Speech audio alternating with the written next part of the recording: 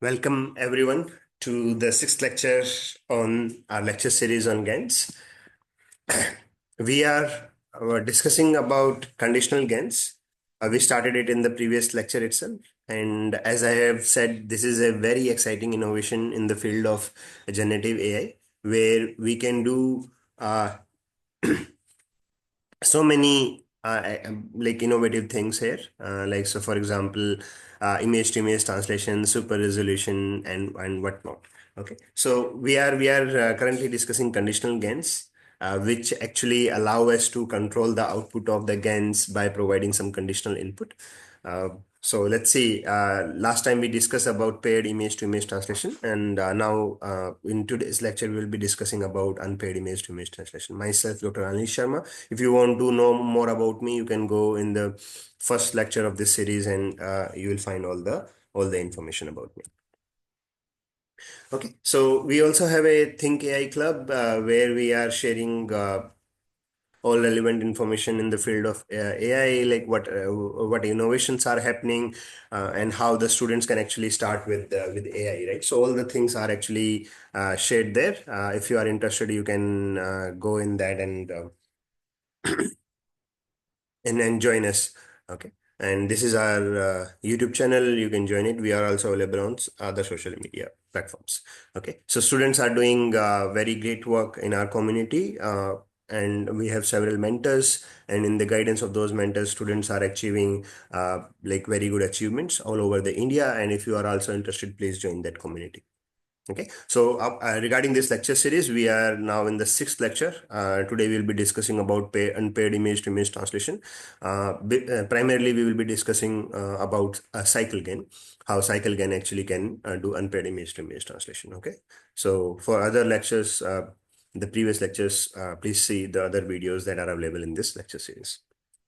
Okay, so today we will be talking about, firstly, we'll be getting a review of conditional GANs, how these are actually working, and then we'll talk about unpaired image to image translation, what this problem is, and then we'll see how a cycle can actually do unpaired image to image translation. Okay. Okay, so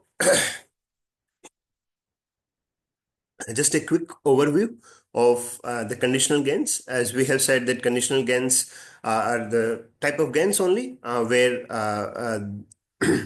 there are two networks, generator and the discriminator, but there is a difference where both the generator and discriminator are conditioned on some additional information.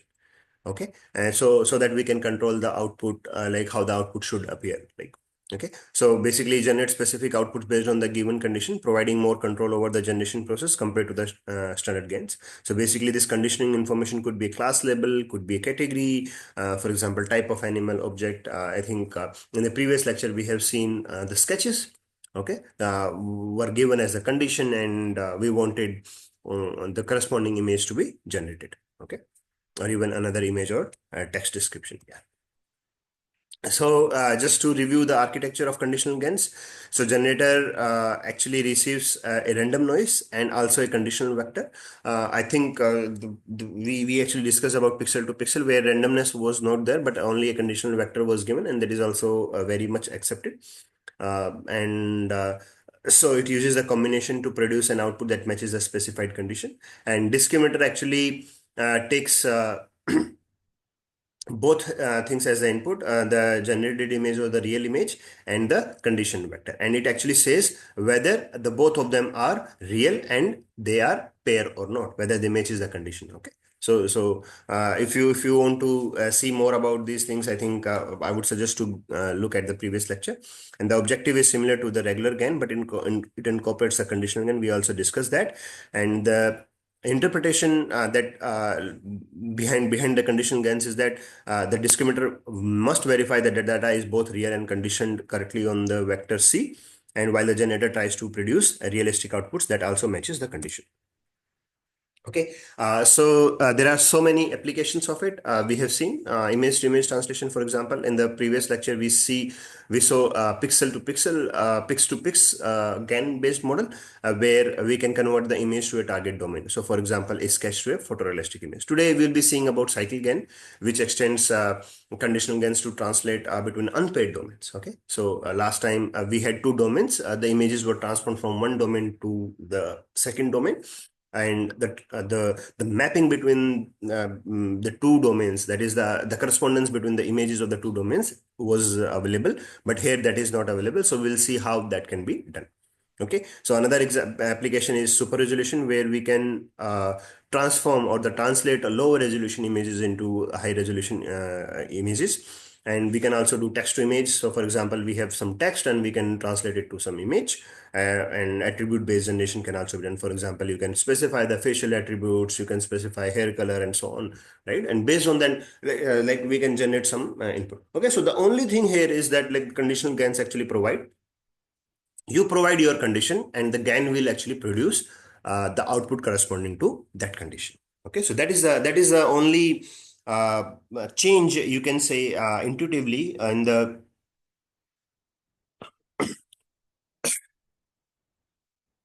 the conditional GANs as compared to the traditional GANs. And so this is actually very useful in the so many of the applications that I'm just showing you in the current slide. Okay, so last lecture we saw paired image to image translation. What is paired image to image translation? As I've said, there are some easy problems, difficult problems. So for example, the problem where we have to like discard some information from the image, it's very easy. So for example, when we have to change an image from color to the grayscale version, it's very easy, right? You just have to discard some information. Similarly, if you have to go from higher resolution to lower resolution, it's very easy, because like you have to only discard some information from the current version of the image you have. But let's say if we go other way around, let's say if we talk about grayscale to the RGB image, you have to add some information and you need some context information, you need some structure, or maybe some understanding of the objects in the image, so that you can do the colorization. Similarly, from lower resolution to a higher resolution, you need to add some information which is structurally coherent with the existing information. Okay, so how to do that? Other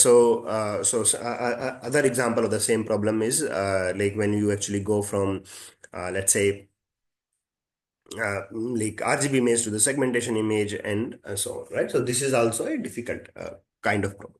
So in the paired image to image translation, what happens is we have two domains. So for example, here we have, let's say, edges and shoes. There are the two domains, and the images between the one domain and the second domain are actually corresponding to each other. So that means we know which all are the pairs of each other. Okay, so that's why that means like we actually saw pix to pix in the previous lecture, where we could see that, like, let's say if we learn this mapping, we if and if we give one sketch as the input to the GAN will actually produce the image from the second dom. Okay, so that was what is done. Okay, if I talk about the examples that we have seen in the previous slide. So what we will do is we will actually give a colored image into one domain and the grayscale image into the other domain. Okay, we will give RGB image to one domain and the corresponding segmentation mask in the another domain, and we learn this correspondence so that the things can actually be learned by the GAN, and the GANs can produce images of second domain when the first domain is given as a input. Okay, so now today we will be talking about unpaired image to image translation. Basically, we will be talking about the innovations in the cycleGAN, and this paper was proposed in ICCV 2017. So let's see how this is actually done. Okay, so let's say we are transforming from horses to zebras, let's say, and this is one domain. One domain of images is the horses, another domain of the images is zebras.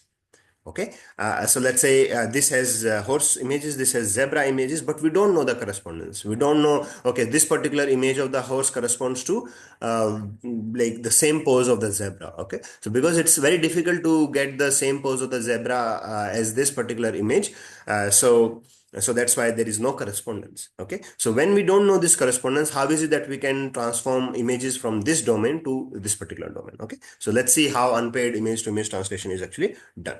Okay. So that means there are no pair of images, but two paired domains are given. So we know that, okay, so the images of horses are given, images of zebras are given, but they are not corresponding to each other. So how is it that we can learn this translation? Okay. So now just see this thing. What will happen is what the cycleGAN will do is it will do it will use a cycle consistency loss in one domain, and it will use like a generator which converts horses to zebras, and another generator will actually convert zebras to horses. There will be two generators, and there will be a discriminator for the horses, and there will be a discriminator for the zebras. And let's say if we use some cycle consistency loss, this is what actually is done in the cycleGAN. We'll see how this is actually done.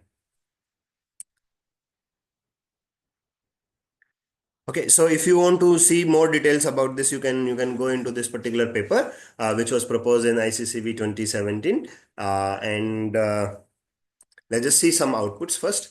Let's say we are transforming from the monet to the photos. So basically, monet is one kind of scenery type, and let's say there are zebras to horses. Let's say we have given this particular image as the input to the GAN, and this is the output that the GANs have given. Yes, there is a little uh, problem in this particular image. This the face of the horse is not particularly clear, but yes, it's there, right? This is looking towards us, and see, right? So these zebras were automatically converted into horses, and similarly horses to zebras. This is done by the GAN model, and summers to winters, winters to summers, and maybe let's say if you have a photograph, you can actually convert it into different scenery types.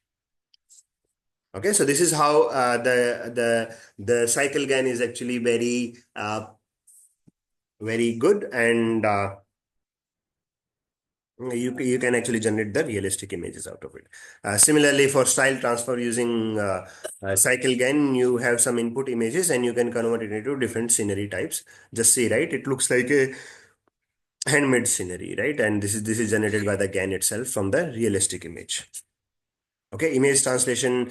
I think these we are talking about horses to zebras, zebras to horses. But let's see, right? Maybe apple to oranges and oranges to apples, right? So just see, these are apples, and now it looks like the structure looks like an orange, but it is also looking like an apple. Okay. Similarly, these are oranges, and then now this looks like apples. Okay. So this is the domain transfer, and just see, right, how accurate GANs are. The other information is kept intact, right? So for example, leaves and all those things, but the oranges have been transformed to apples.